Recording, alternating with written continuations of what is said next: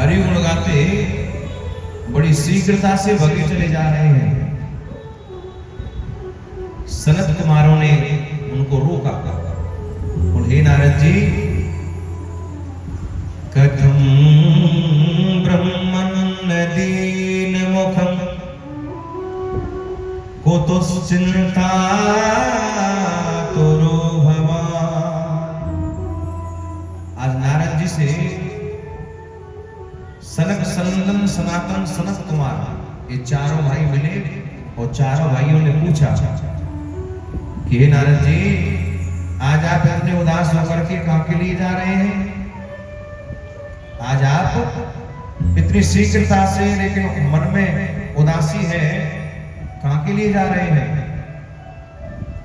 नारद जी कहते हैं कि महाराज, मैं आपको अपनी उदासी का कारण क्या बताऊं। बोले मैंने इस पृथ्वी को सबसे ज्यादा सर्वोत्तम माना और इस पृथ्वी को सर्वोत्तम मान करके मैं जगह जगह तीर्थ यात्रा करने के लिए गया। हरि क्षेत्र गया, सेतुबंधु रामेश्वर गया, लेकिन कहीं भी मेरे मन को शांति नहीं मिली। मैंने क्या देखा? तीर्थों में लोग जो भक्ष्या भक्ष्य करने वाले लोग हैं, जिनका ना आज खान पीन अच्छा रहा है, और जो लोग हमेशा बुरे कर्मों में ही लगे रहते हैं, बोले ज्यादातर लोग आज वो तीर्थों में जाकर के निवास करने लग गए। इससे तीर्थों का सार नष्ट हो गया। सुखदेव भगवान कहते हैं, अतिव्रो भूर कर्माणो नास्तिकारो वाजना ते अप्रतिष्ठन्तु तीर्थेषु तीर्थसारस्ततो गतो। बोले जो बुरे कर्म करने वाले लोग वो है आज तीर्थों में जाके निवास करने लग गए। इससे तीर्थों का सारा धीरे धीरे नष्ट होता जा रहा है। और बोले जो लोग, बोले भगवान, मैंने सांसारिक मनुष्यों की ओर भी झांक करके देखा कि संसार के मनुष्य कैसे हो गए। तो बोले सांसारिक मनुष्य कैसे दिखाई दिए? मंदा सुमंदमतयो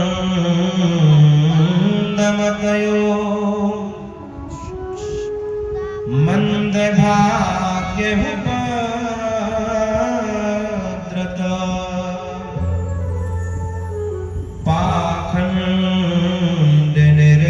संतो विरक्तो सपरिग्रह। बोले महाराज, संसारी मनुष्यों की ओर भी मैंने देखा तो संसारिक मनुष्य भी मंद भाग्य हो गए एवं आलसी हो गए। मंद भाग्य तो होना स्वाभाविक है, जब आलसी हो जाएंगे तो भाग्य कहां से काम करेगा। बोले आजकल मनुष्य कर्म करना नहीं चाहते, लेकिन फल की इच्छा पहले रख लेते हैं। कर्म करना नहीं चाह रहे, लेकिन फल की इच्छा वो पहले रख रहे हैं। अब जरा बताइए, यदि कोई बोया पेड़ बबूल का तो आम कहां से हो? अब हम बबूल का पेड़ लगाएं और सोचने लगे कि भैया इस पे सुंदर सुंदर आम लगने लग जाए, क्या कभी आम लगेंगे? नहीं लगेंगे। कांटे बो रहे हो तो कांटे पैदा होंगे ना। ठीक उसी प्रकार कर्म करिए, क्योंकि हमारे शास्त्र कहते हैं ना भुक्तम क्षीयते कर्म जन्म कोट सतैरपि अवश्यमेव भुक्तव्यो कृतम कर शुभाशुभ। हमको उस दुनिया में जो भी प्राप्त होता है ये हमारे कर्मों के अनुसार प्राप्त होता है। लोग कहते हैं कि हमारे भाग्य में वो वस्तु नहीं थी। नहीं नहीं, भाग्य नाम की कोई वस्तु होती नहीं है। भाग्य व्यक्ति स्वयं अपने कर्मों के अनुसार बनाता है। हम जैसा कर्म कर लेंगे वैसा हमारा भाग्य बनता जाएगा। भाग्य को बदला भी जा सकता है। किस प्रकार? केवल एक ठाकुर जी का नाम हमारे भाग्य को भी बदल सकता है, हमारे भाग्य को भी बदल सकता है। लेकिन नारद जी कहते हैं कि महाराज आजकल लोग कर्म नहीं करना चाह रहे हैं, लेकिन फल की इच्छा पहले रख लेते हैं। बोले मैंने गृहस्थियों की ओर देखा, मैंने सोचा कि हो सकता है कि गृहस्थ में तो बुजुर्गों का मान सम्मान बना होगा, लोग कद्र कर रहे होंगे, लेकिन जितना बुरा हाल गृहस्थियों के यहाँ है, बोले उतना बुरा हाल तो महाराज किसी के यहाँ है। गृहस्थ में क्या हो गया? श्री सूत जी कहते हैं कि संतो तरुणी प्रभुता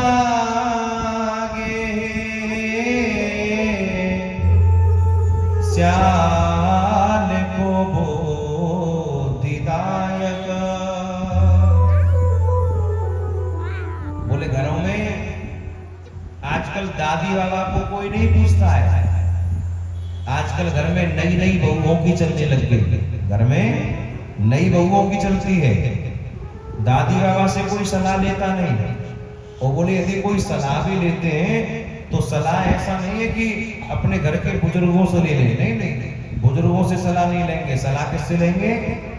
श्याल को बुद्धिदायक, हमारा साले को फोन करेंगे, साले से सलाह लेते हैं।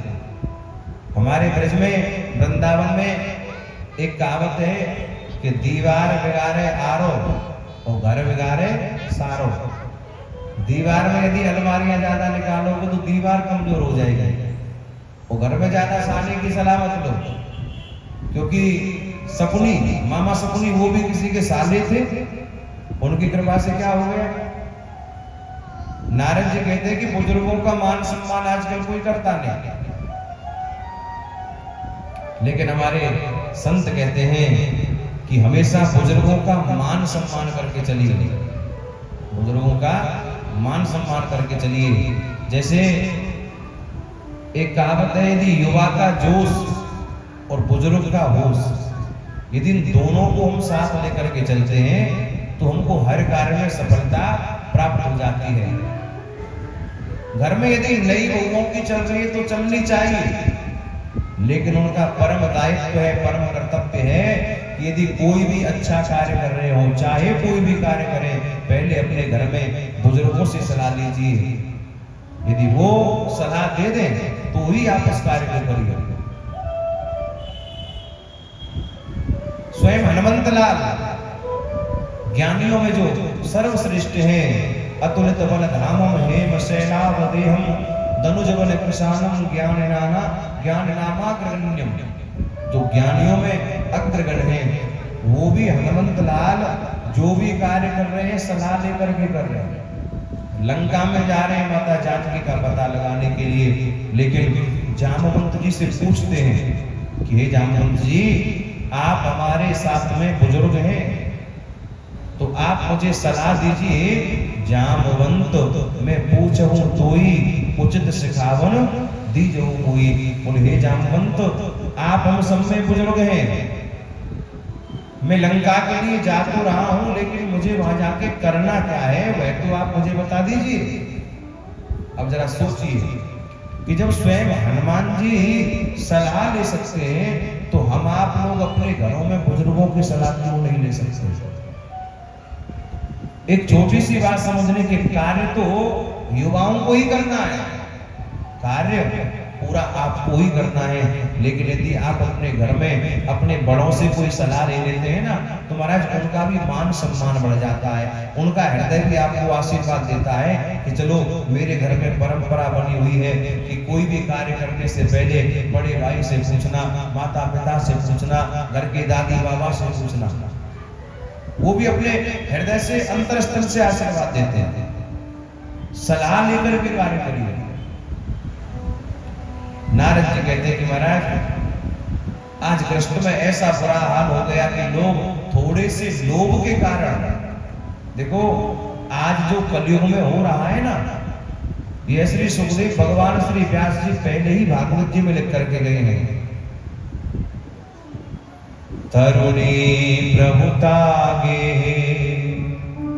श्याल को बुद्धिदायक कन्या विक्रेणो लोभात् पतिनां च कल्कनम्। नारद जी कह रहे हैं कि महाराज मैंने गृहस्थियों के यहाँ ऐसा हाल जाकर के देखा कि बहुत से गृहस्थी थोड़े से लोभ के कारण, धन के लोभ में आकर के अपनी कन्याओं का क्रय विक्रय कर देते हैं। लोग कन्याओं का क्रय विक्रय कर रहे हैं। मैंने सबके यहाँ का ये हाल देखा, फिर मेरा मन हुआ कि अब मैं श्रीधाम वृंदावन चलता हूँ। बोले महाराज जब मैं श्रीधाम वृंदावन के लिए गया तो सत्य कहता हूँ वृंदावन में जाकर के मेरे मन को बड़ी अद्भुत शांति मिली, मेरे मन को अपार शांति मिली। क्योंकि वृंदावन कैसा है, हमारे संत कहते हैं कि वृंदावन का तो महाराज सब कुछ ही प्रेमी है, वृंदावन में सब कुछ ही अच्छा है। वृंदावन धाम में रहने का, वास करने का सबसे बड़ा लाभ क्या है? एक हमारे संत कहते हैं वृंदावन धाम को वास भलो, जहाँ पास बहे यमुना पटरानी, जो जन नहाय के ध्यान धरे बैकुंठ मिले तिन पूरज धानी। जो जन नहाय के ध्यान धरे बैकुंठ मिले तिन पूरज धानी। वेद पुराण बखान कहे सब संत मुनि तिनके मन माने। वेद पुराण बखान कहे सब संत मुनि तिनके मन माने। यमुना यमदूतन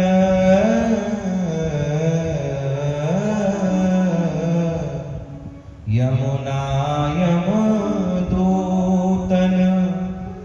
तारत है।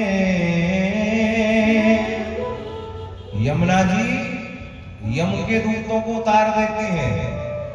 अब भव से कौन तारता है? यमुना यम दूतन तारत है, भव तारत है। श्री राधिका रानी यमुना यम दूतन तारत है, भव तारत है। श्री राधिका रानी वृंदावन धाम को वास। नारद जी कहते हैं कि महाराज वृंदावन में जाकर के तो मेरे मन को शांति मिल गई, यमुना जी का दर्शन हुआ, आचमन किया, लेकिन वही मैंने एक दृश्य देखा कि एक युवती और उसके पास में दो वृद्ध पुरुष अचेत अवस्था में पड़े हैं। मैंने दूर से ये दृश्य देखा, मेरा मन हुआ कि जाके इनसे पूछूं कि ये कौन है, लेकिन फिर मैंने सोचा कि अकेली स्त्री है, मेरा जाना ठीक नहीं। मैं जैसे वापस चलने लगा तो पीछे से आवाज आई कि हे साधो, भो साधो क्षणं तिष्ठो, भो साधो क्षणं तिष्ठं वञ्चन्तामपि नाशय, दर्शनं तव लोकस्य सर्वथा गहरं परम। आवाज आई कि हे साधो, जरा थोड़ी देर रुकिए। बोले जैसे तैसे आज बड़े भाग्य से आपका दर्शन हुआ है, थोड़ी देर रुक करके मेरे दुख को दूर करते जाइए, मेरी बात तो सुनते जाइए। बोले मैंने पूछा कि देवी आप कौन हैं, अपना परिचय दीजिए। तो उस देवी ने अपना परिचय दिया कि हे नारद जी, उत्पन्ना द्रविडेशाहं वृद्धिं कर्णाटके गता, क्वचित् क्वचित् चिन्न महाराष्ट्रे, गुर्जरे जीर्णतां गता। बोले नारद जी, मेरी प्रारंभ से आप यात्रा देखिए, मेरी यात्रा कैसे कैसे रही। मैं द्रविड़ देश में तो उत्पन्न हुई और कर्नाटक में जाकर के वृद्धि को प्राप्त हुई, फिर धीरे धीरे गुर्जर आदि प्रांतों में जाती रही, तो मैं वहां पाखंडियों के द्वारा नष्ट कर दी गई, क्षीण कर दी गई। लेकिन मैं जब से इस श्रीधाम वृंदावन में आई हूं, तो इस वृंदावन की महिमा है कि वृंदावन के प्रभाव से मैं तो युवती हो गई हूं, लेकिन ये दोनों मेरे पुत्र हैं ज्ञान वैराग्य, इन पर काल का प्रभाव हो चुका है, अभी इनका वृद्धापन दूर नहीं हुआ है। अब मैं परेशान इस बात से हूं, यदि कोई सांसारिक व्यक्ति हमको यहाँ देखेगा क्या कहेगा कि माता अभी युवती है और पुत्र वृद्ध हो गए। विपरीत कार्य हो रहा है, आप मेरा दुख दूर करिए। नारद जी ने समझाया कि भक्ति, अरे चिंता ना करो, वृथा खेद यसे वाले अहो चिंता तुरा कथम, श्री कृष्ण चरणाम भोजम स्मरः दुखम गमिष्यति। बोले हे भक्ति, तुम अपने मन में कोई खेद ना करो, अरे तुम्हारे बुलाने पर तो भगवान एक नीच के भी घर चले जाते हैं, चाहे वो सदना कसाई का ही घर क्यों ना हो, है वहां भी भगवान चले जाते हैं। तुम तो उनकी प्रियतमा हो, प्रेयसी हो, चिंता ना करो, मैं तुम्हारे पुत्रों का अवश्य ही वृद्धापन दूर करने का उपाय करूंगा।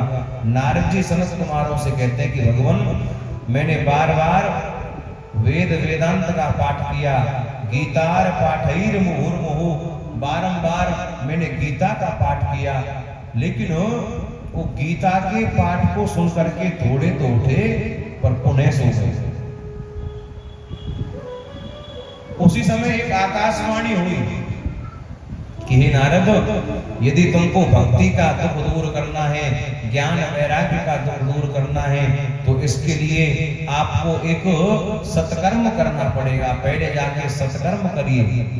अब नारद जी कहते हैं कि महाराज, आखिर वो सत्कर्म क्या है कि जिस सत्कर्म के लिए आकाशवाणी ने कहा है, मैंने वेद का पाठ किया, गीता का पाठ किया, क्या ये सत्कर्म नहीं है?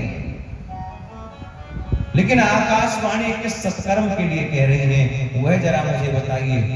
सनत कुमार कहते हैं कि हे नारद, वो सत्कर्म तो आपको भी मालूम है और आपके पिता ब्रह्मा के द्वारा वो आपको भी प्राप्त है, लेकिन आप भूल रहे हैं, हम आपको याद दिला देते हैं। वो सत्कर्म क्या है? श्री सनत कुमार कहते हैं, सत्कर्म सूच को नूनो,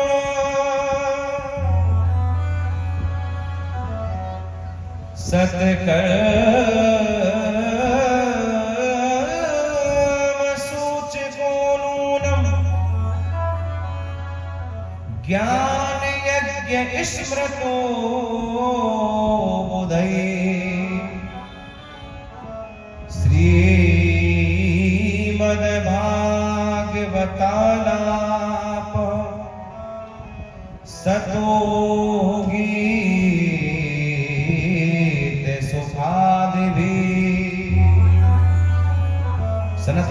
करते कि हे नारद, वो सत्कर्म तो बड़ा ही सरल है, बड़ा ही साध्य है। और वो क्या है? बोले जो सुखदेव जी के मुख से ज्ञान गंगा जो निकली है, और वो ज्ञान गंगा क्या है? ये ज्ञान गंगा है श्रीमद् भागवत जी की कथा। आगे श्लोक एक आता है, जब गोकर्ण जी कहते हैं, सूर्य भगवान ने गोकर्ण जी को भी यही आदेश दिया धुंधकारी का उद्धार करने के लिए कि हे गोकर्ण, क्या करना पड़ेगा? ज्ञान यज्ञ करिष्यामि, ज्ञान यज्ञ करिष्यामि सुख शास्त्र कथोज्वलम।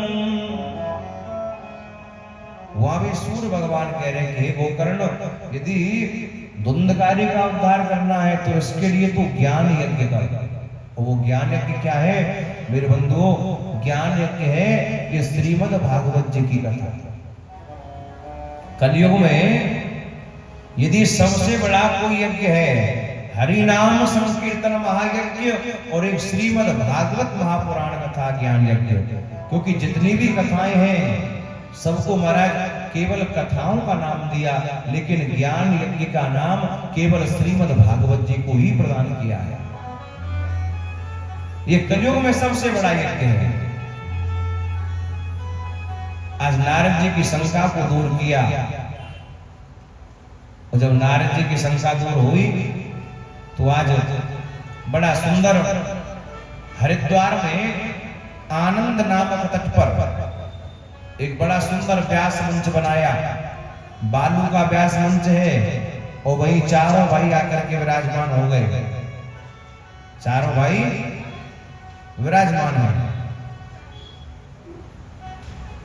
3 आसन बिछा दिए, और 3 आसन बिछा करके भक्ति देवी का आह्वान किया। बोले हे भक्ति महारानी, हम लोग आपके ही निमित्त कथा कर रहे हैं, आप जहां भी हैं आकर के अपना आसन ग्रहण करिए। आज जैसे सनत कुमार अपनी गद्दी पर विराजमान हुए, चारों ओर से संत ही संत आने लगे हैं। जितने भी बड़े बड़े संत हैं महाराज, सब कथा सुनने के लिए हरिद्वार पहुंच गए। जैसे अभी आज प्रथम दिवस है तो आपकी संख्या कम है। अब आज आप लोगों को जाकर के बताएंगे तो कल से अपने अपने साथ में 2-2 माताएं बहनों को लेकर के आएंगे, तो लोग बढ़ते जाएंगे। ऐसे ही हरिद्वार में भी जब कथा प्रारंभ हो गई, प्रचार हो गया कि सनत कुमार कथा कर रहे हैं। बोले यजमान, बोले यजमान स्वयं नारद जी हैं। बोले मनोकामना क्या है? बोले मनोकामना है भक्ति का दुख दूर करना, ज्ञान वैराग्य का दुख दूर करना। तुम्हारा सभी संत निस्वार्थ भाव से कथा सुनने के लिए पहुंच गए हरिद्वार में। और आज सनत कुमारों ने आज एक बड़ी सुंदर बात कही, और वो क्या? सनत कुमार कहते हैं, सदा सेव्या सदा सेव्या श्रीमद् भागवती कथा, यस्या श्रवण मात्रेण हरिश्चिंतन समाश्रयेत। बड़ी सुंदर बात सनत कुमारों ने कही। भागवत की कथा को हमको क्या करना है? सदा सेव्या श्रीमद् भागवती कथा। इस भागवत की कथा का हमको सदैव सेवन करना है। अब सेवन करने का मतलब देखो, सुनना और सेवन करना। सुनना हम किसे बोलते हैं? सुन करके तुम्हारा हम इस कान से सुनेंगे और इस कान से बाहर भी निकाल सकते हैं, लेकिन सेवन करना बोलते हैं कि सुन करके अपने हृदय में उतार लेना, अपने हृदय में उतार लेना, उसे सेवन करना बोलते हैं। तो सनत कुमार कहते हैं कि सदा सेव्या इस भागवत की कथा को आप सदैव सेवन करते रहिए। जैसे सुनना और सेवन करना, क्या अभिप्राय, क्या मतलब है? एक संत, एक बहुत बड़े सत्संगी थे, और सत्संग जिनको जीवन में प्राप्त हो जाए महाराज उनका जीवन धन्य हो जाता है। सत्संग का सुख कैसा होता है? हमारे संत कहते हैं तात स्वर्ग अपवर्ग सुख धरिए तुला एक अंग तूल न ताहि सकल मिल जो सुख लव सत्संग। एक और स्वर्ग का सारा सुख हो और एक और महाराज केवल थोड़ी देर का सत्संग हो तो एक पल भर के सत्संग की बराबरी वो स्वर्ग का सुख भी नहीं कर सकता है। जितना सुख एक क्षण भर के सत्संग से जीवन को प्राप्त हो जाता है। सत्संगी जीवन, एक सत्संगी भक्त थे, उन्होंने दो मूर्ति बनाई और वो दोनों मूर्ति महाराज पीतल की हैं, दोनों में वजन बराबर। लेकिन आश्चर्य की बात यह है कि जब दोनों मूर्ति बाजार में नुमाइश में जाके रखी गई और वो भक्त बड़ी जोर जोर से आवाज लगाने लगा कि भाई मैं ये मूर्ति बेच रहा हूं, कोई मेरी मूर्ति की परीक्षा ले लो और इनको खरीद के घर ले जाओ। किसी ने पूछा कि भैया मूर्ति की कीमत? बोले एक तो केवल 1000 रुपए की है, एक 1 लाख रुपए की है। तो बोले 1 लाख वाली सोने की है क्या? बोले नहीं नहीं, 1 लाख वाली सोने की नहीं है। बोले दोनों मूर्ति पीतल की है, दोनों में वजन बराबर है, दोनों की आकृति एक जैसी है, लेकिन अंतर इतना है 1000 रुपए की है, एक पूरे 1 लाख रुपए की है। अब किसी का दिमाग काम नहीं किया। एक संत वहां से निकल के जा रहे थे और संत ने अपने हाथ में एक सूतली ली और उसको हाथ में ऐसे बटा। बोले भैया मैं तुम्हारी मूर्तियों की परीक्षा लूंगा तब इनको खरीदूंगा और मैं निर्णय करूंगा कि कौन सी 1000 रुपए की है, कौन सी 1 लाख रुपए की है। बोले ठीक है। एक लंबी सूतली ली और हाथ में ऐसे उसको बटा, एक मूर्ति के कान में उस सूतली को डाला। अब जैसे ही एक ओर से डाला लेकिन दूसरी ओर से वो सूतली बाहर निकल के आ गई है। संत बोले कि बेटा ये मूर्ति तुम्हारी 1000 रुपए की है, ये मूर्ति तुम्हारी 1000 रुपए की है।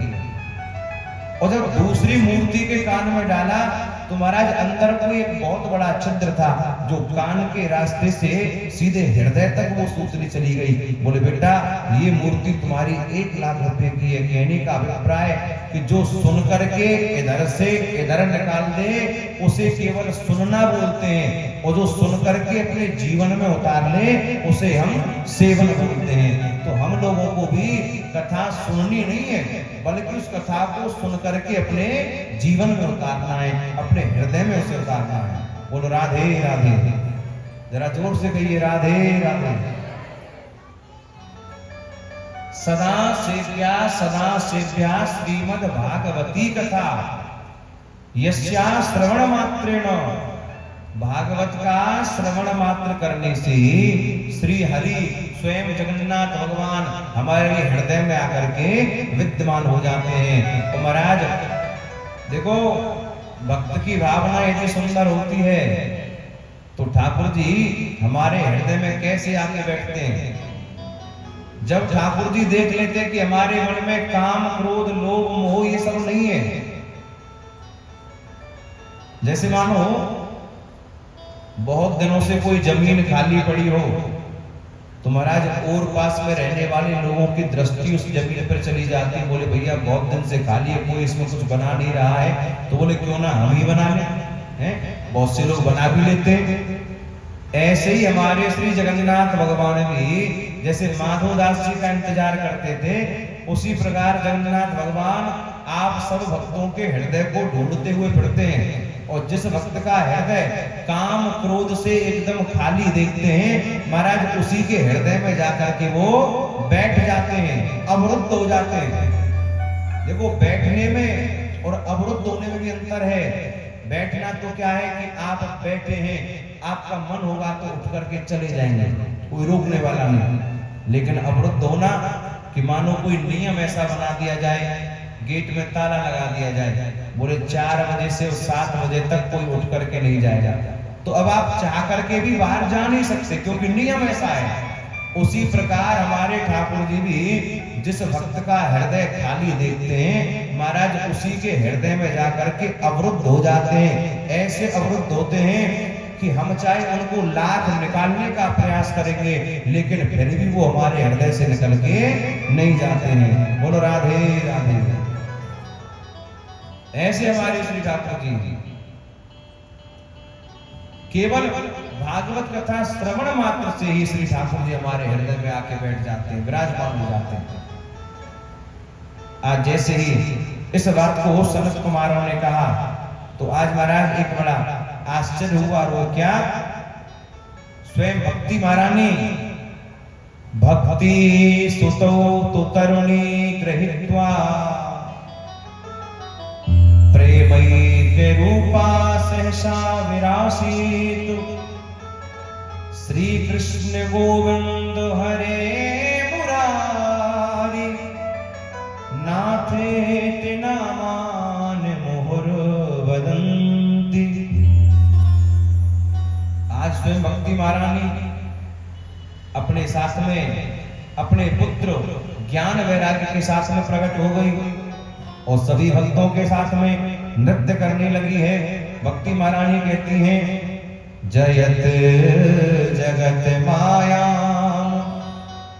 यस्य काया धवस्ते वचन रचन वेकम केवलम चाकलैया ध्रुव पदमपयातो यत कृपा तो ध्रुवोऽयं सकल कुशल पात्रम ब्रह्मपुत्रम नतास्मि। आज स्वयं नारद जी के चरणों में भक्ति प्रणाम करती है, बोले हे नारद जी आप धन्य हैं, यदि आप मेरे लिए सुंदर कथा का आयोजन नहीं करते तो मेरे पुत्रों का दुख दूर नहीं होता। आज भागवत जी की कथा से ज्ञान वैराग्य का दुख दूर हो गया। भक्ति महारानी सुंदर भक्तों के साथ में नृत्य कर रही हैं, सब लोग कीर्तन कर रहे हैं। आए जरा आप लोग भी भाव से चलेंगे भक्ति महारानी के साथ में।